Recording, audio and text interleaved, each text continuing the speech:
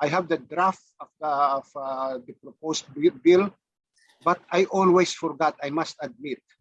I forget and I forgot to at least give you a copy dahil sa inyo po ako nangako, Congressman Zarate, Yes. to submit to you. And even I think to Congressman Gaite to give you a copy of that proposed bill amending 6713 for comments and to the Appropriations Committee and to the Speaker of the House. I will do that. Give me about 1 week or 2 weeks. I'll give you. I'll give you a copy of that proposed bill.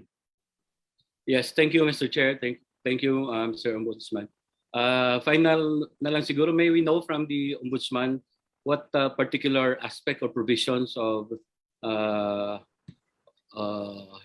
or proposal that wants to amend, no? Or contentious provisions of RA 6713 that he wants to amend, Mr. Chair. Ombudsman Martires, please answer.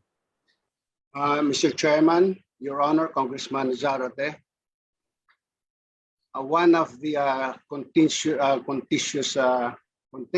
provision actually is on the SALN. I want to reconcile 6713 with 3019 on the SALN. Provide safety nets so that a SALN can be published, but no person should be allowed to comment on the SALN of a particular government official or employee. Because what is happening right now is that we compare the SALN of this government official current year and the previous year. If there is an increase, they will immediately say, oh, bakit tumaas ang SALN ni Ombudsman?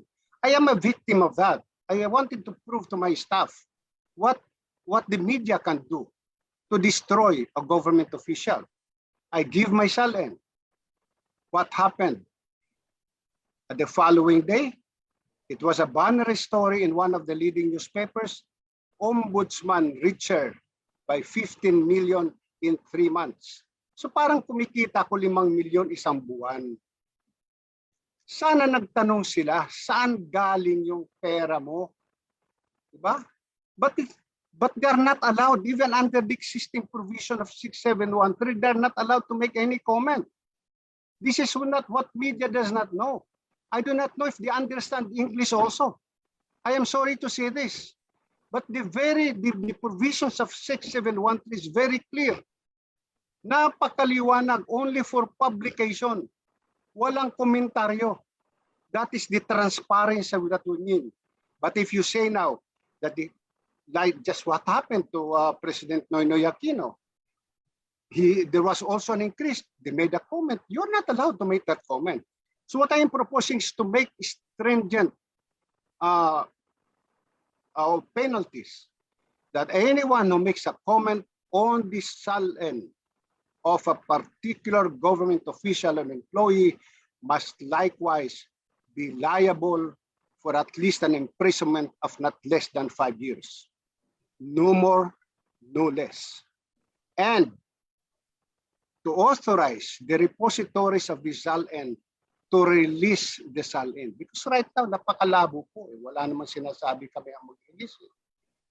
Tapos kami po ang sinisisi na hindi kami nag-release ng SALN, ng presidente, ng vice-presidente. Pinagtataka ko naman po, bakit napaka-interesado natin sa mga SALN ng presidente at ng vice-presidente? Ba't hindi tayo interesado sa SALN ng ibang mga opisyal ng gobyerno? I really do not know what is the purpose of these people asking for the SALN of the president specifically and the vice president. What is in that offices? Is it only the president and the vice president who's capable of corruption? Is not corruption starting from the grassroots, from the ranks of the clerks? Doon po nagsisimula. From the typist, alam natin yun. Na nagtatype ng lisensya mo, bibigyan mo 20 pesos para matype kagad yung application for a license. That is corruption. Thank you, Ombudsman. Thank you, Mr. Ombudsman. Yes, thank you, Mr. Chair. Thank you for that reply, Mr. Ombudsman. But isn't that, hindi ho ba napaka-dangerous nun na i-penalize natin ang ating mga mamamayan kung nagtatanong sila, because guaranteed naman po sa ating konstitusyon na meron silang freedom of expression, no? And also the principle of transparency and accountability, no? Na nasa atin din pong konstitusyon. Kaya hindi po nakapagtataka na talagang interesado sila na malaman kung ano ba ang halimbawa ang nilalaman ng SALN, especially ng Pangulo, ng Vice Presidente at lahat ng matataas na opisyal, no? Dahil while it is true na mayroong corruption sa ibaba, pero ang corruption po ay nasa itaas din, no? At ito po yung nagpapalala doon sa tinatawag nating impunity, no? Dahil nga nakikita sa ibaba na hindi naman napaparusahan yung mga matataas na opisyal ng ating bayan na sangkot sa katiwalian. Kaya yun po ang siguro ang tinitingnan natin doon, bakit interesado ang ating mamamayan, no? Sa usapin ng halimbawa ng release ng SALN. So having said that, Mr. Chair, I respect the opinion of the Ombudsman, but I think it will be